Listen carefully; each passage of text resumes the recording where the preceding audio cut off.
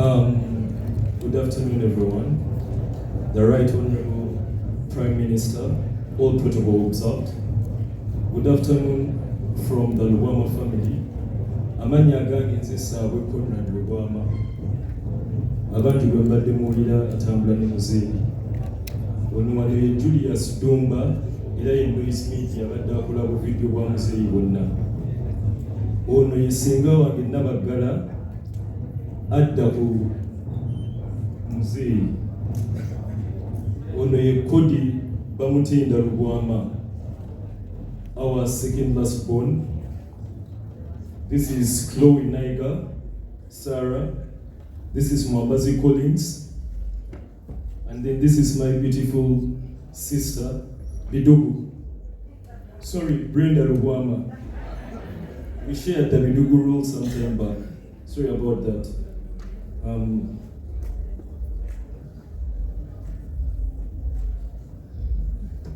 Today, as we gather in this National Theatre, we celebrate the extraordinary life and legacy of our beloved father, Hon Kato Lubwama. It is an honor to stand before you, not as just his son, but as a fellow creative, whose path were illuminated by his unwavering passion and mentorship. Our father loved his art, and art will forever love him.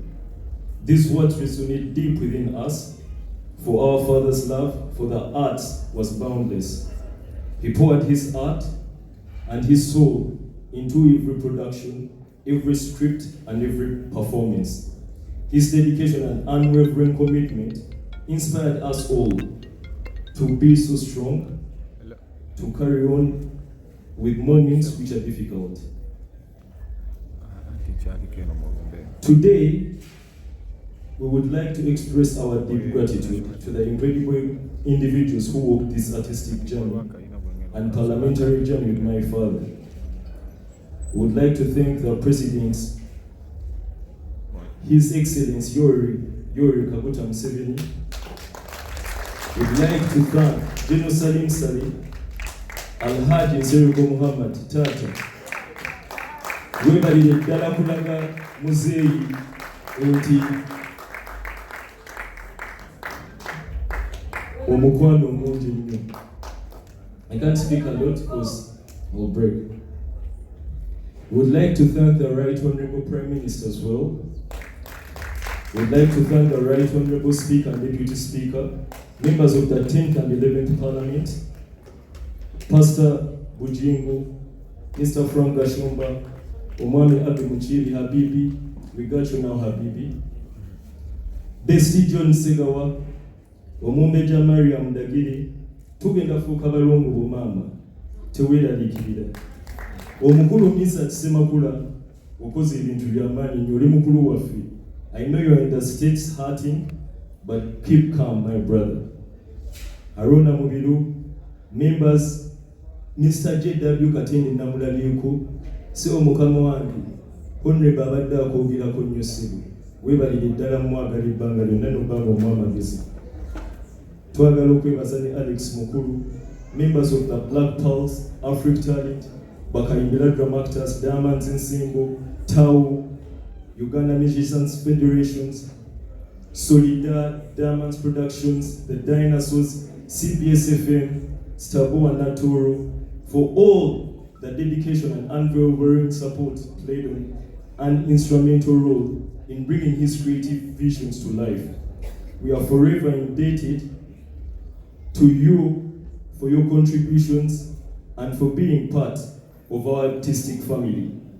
To the companies that you worked with, members of MultiChoice Uganda, thank you for standing with Honorable since way back when they had just started CBS, MTN, Lemonade, Airtel, EBL, Nile Boares, Centenary Park, Scanad, Uganda Police, East African Community, Parliament of Uganda, Sauna, Law Development Center, and all those. And BSICA. Thank you so much. And Mama, Honorable yali yayimba obuyimba. Mama Ana Gumira Konse Munangi. Katulina Gumira Kufi Mami. tukusaba busabye ogumire kuffe tugenda beera naawe tugenda kugumya buli kimu. Thank you, and may my father's artistic liberty and legacy forever live on. Thank you very much.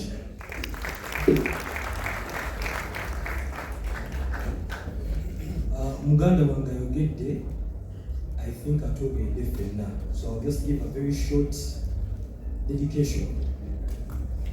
Where there is death, where there is life, there is death. It is a constant. Ashes to ashes, dust to dust, spirit to spirit. As we are all born, we acknowledge that we come from and we return to ashes. And just as the ashes return to the earth, nourishing the soil from which new life springs forth, his spirit too will find a place in the collective consciousness, forever woven into the tapestry of memories and experiences we've shared with him. His spirit will stay with us. Let us find solace in the knowledge that his spirit, his essence, continues to live on, untethered to the limitations of the physical body. Let us find comfort in the knowledge that he has returned to his divine source, and let us remember that his spirit lives on within us, fueling our actions and shaping our futures. Through the memories we hold and share, and the lessons that we'll carry forward, his spirit will continue to thrive and will forever be intertwined with ours. Thank you for your time. Right Honorable Speaker, Right Honorable Prime Minister mukama wange, abaana bano bonna bansabye ne bwe baatulako ekigambo kimu kuba bakwagala ate olunaku lwa kitaabwe kaboogere eddakiika emu emu ffe nga twogedde jamu.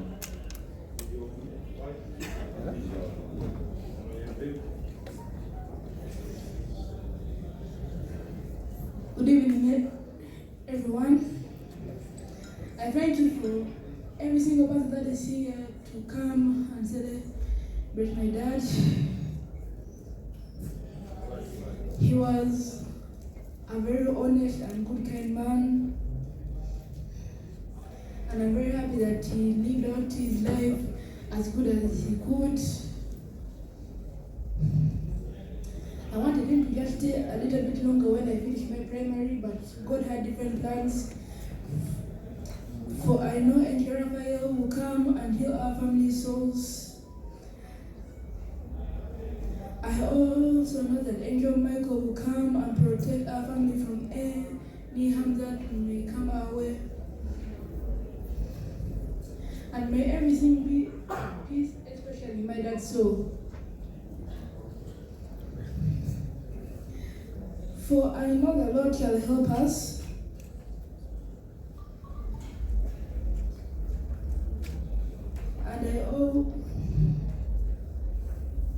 And I also want to continue out his legacy throughout our family generations. I want his legacy to live throughout generation after generation after generation after generation. It shall never end until the end of time. Not until when that comes, the legacy shall still be living. Thank you very much for your time. Engalo za kodi Julius ono Honorable Kato yakutukira mu ngalo zombi. Please.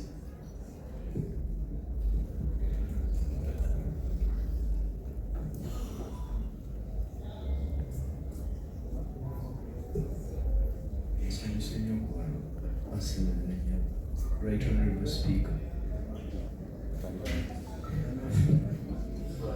Just keep my mind. Nsanyusa okulaba Right Honorable Prime Minister. Ebyange si bingi. Ekisooka kuubwa ffenna bwe tubadde tumuyita.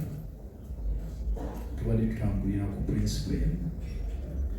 Tubadde tutambulira ku principle eya definitely I'm not here to suffer. I'm here to enjoy life. Ffenna era n'abantu abalala eyo abazze bamulaba ye obulamu bwe abadde abulivinga to the fullest. Oba alina ssente oba talina, twava wano ne tugenda ettaka Honorable Siso yakimanyi ne Haji Nsereko nga tulina miliyoni 5 zokka, naye twavaayo bingi. Mbeebaza mwenna naddala Alhaji Spring, kwebaza na buli omu yenna.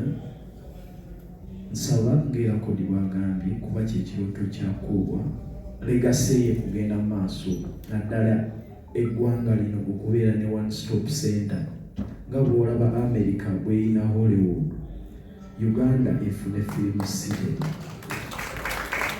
Era yali ayagala nnyo okutuuma maama we Naalongo because twali tugezaako nnyo, efforts zonna ne zigaana. Uncle John onootusonyiwa, twagezaako wadde Honorable yagezangako nnyo okubyekolera, kino kyamuyinza kyali kinene because ayagala kukolera industry entertainment yonna, bayimbi, theaters, auditorium ezisinga wano obunene byonna mu film city. Eyo dream yali nene, kyobalaba ya reaching out ewa Meja ndi wala n'oyo amutuuse wafande sale kuba gavumenti yesobola okikola. Neyanza.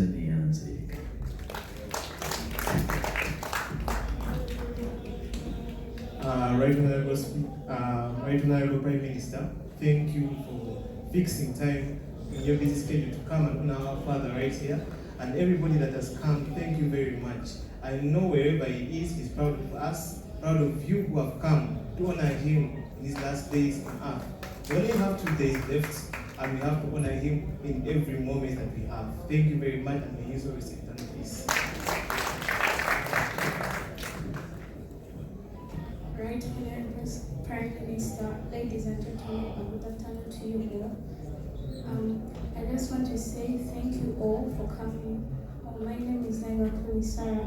I want to thank you all for coming and honoring my father during this time. And I want to pray that you, like the way we have gathered here, when ceasefire is going to premiere, will you all show up? Because it will be my dad's dream to pay my. I also want to say that instead of mourning my father's death, let's celebrate his life because he has a lot of achievements.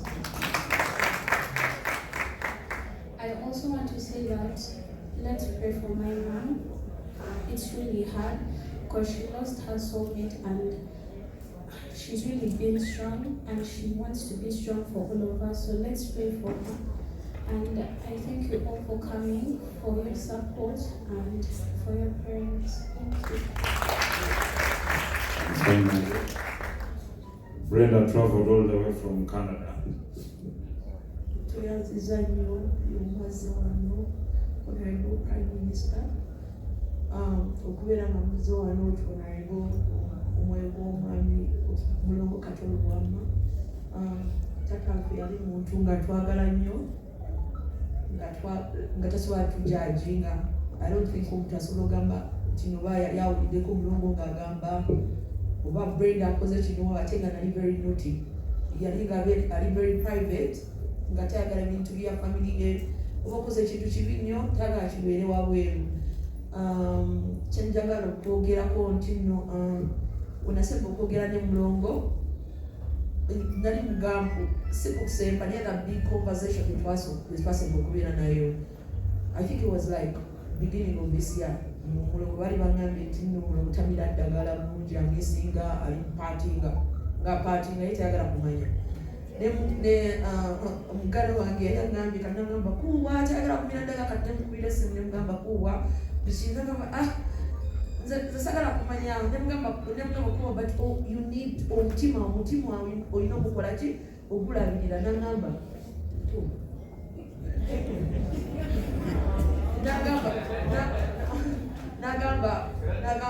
netubanga twogera nagamba okimanyi nti bali emyaka 5 mingi nnyo komni.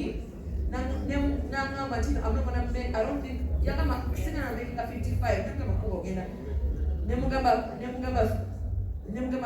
kuba ogenda kutuuka paka ku 60. Nagamba nedda nze nina okwenjoyinga my life naye ekintu ekyo twali twogerako ennyo omutima n'angamba kati namubeerako nnyo namala n'angamba naye omanyi ntyayo bwe nali mugamba kuwa naye India nga mbeera mugamba ono celebrity yakola omutima waliwo n'omukyala we nali nkolako eyo e Canada yastopinga twali ku chef n'omutima ne kustopinga 15 minutes natandika blue kati ne batugamba tubeere ku ssimu ne bakoma ali dead like real dead ne bakomawo ne balimuteekako ebyomwana dde eggulu ne munyumiza kuwa ng'ali very scared nze nkimanyi kuwa yali abeeranga scared ye muntu ali scared abeera yali yeetagamu encouragement only kati ne mugamba naye ng'abeera akugambirawo nze eri ntyayo ate nga woba okimanyi nti nokuwa ne sajarizo zonna yazikola nga ali awake yali atya okufa era ekyo kyannumye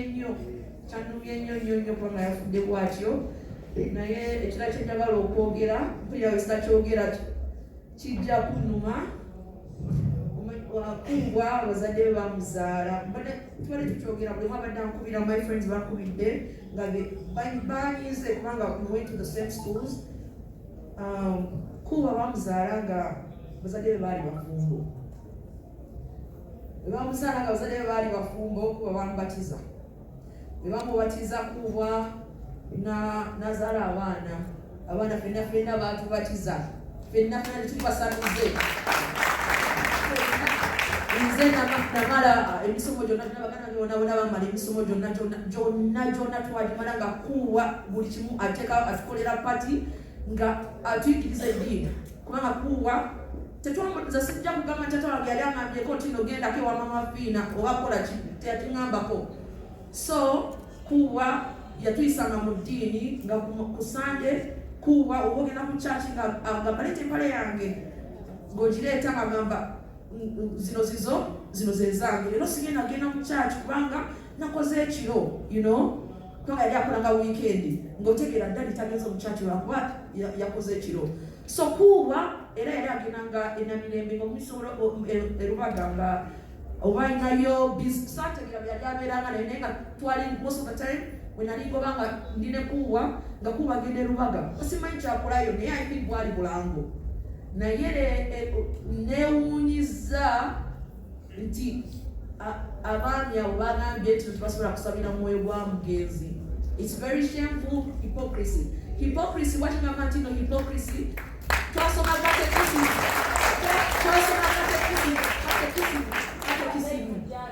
nga nina emyaka 6-7 twasoma katekisimu nga bagamba omuntu waba agenda kufa wakirifuna amaaso ogasabire you guys mukitegera ogasabire omale omubatize. You don't care oba omuntu abadde ayisiina or what kuwa wasn't a sinner. The only thing kimanyi kukuwa ye nga ekizibwa kiritawo agamba dajja wange kisito wali kiti ng'abeera nawe ayogera bajjajjaye bangi nga bangi nyo babeera ayogerako nga muganda exactly omubuuza gakuwa agamba nti omanyi oli Katonda aliswa naye akola naye wogenda wano bajjajja bategeera bamanyi wendi naye okuwulira ati okubaganya okusabira taata wange nga musabira emyoyo gye mutamanyi kulinaokusabira okusabira Kato Lubwama olwokuba mugamba musabizeewo ani abeera emanju waffe. None of these people tewali muntu yali abaddeko emanju afunalaba Kato Lubwama ng'agenda oba Kato Lubwama agamba nadiclaring nze ndimusabize. Ekyasinze okunnuma nti nno Pope yajja Canada. I'm sorry, kwongera mu Pope yajja Canada n'areconcilinga n'abo ba Aboriginals. Omanyi nga bo agamba nti Abakatuliki mwa erezinga culture yaffe.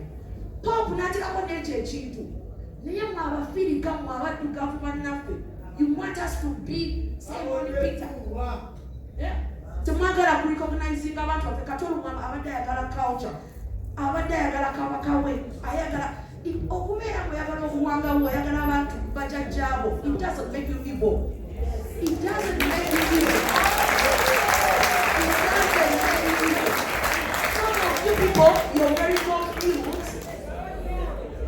Some of you, you're very confused people because you don't know yourself. Temumanyi bajjajja bamwe mugenda mubukira biri biki. It's very important to honor those souls. Aboriginals are when I purpose agenda. You know what they believe in? They believe in spirits. In the Bible, we still talk about Abraham. Why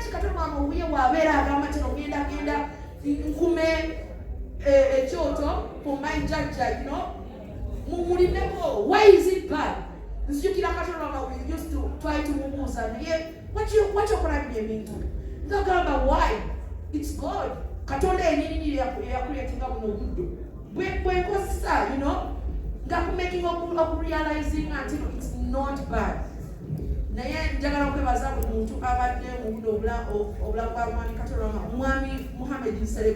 know the last time when I'm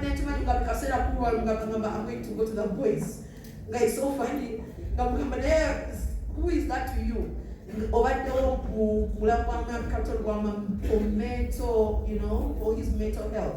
So when you very close to him, that was very important. Mama to be sasusel.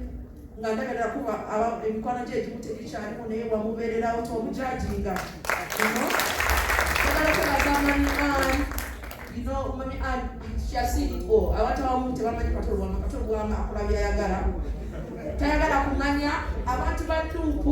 please. Kato Lubwama, it's nothing. So you wear one without Kato Lubwama as a kid. He knew I was a progressive. I'm a progressive person. So Gamara so tamunyiga katono wati ali muntu mubi ali muntu mulungi nanja okwebaza baganda bange katono mwatulaga love really loved us so tweyongera okuma erinnya ly'emaaso beera abantu abalungi senga wange nabagala I don't even know neyanziza nnyo okubeera otwagala nnyo. Thank you so much.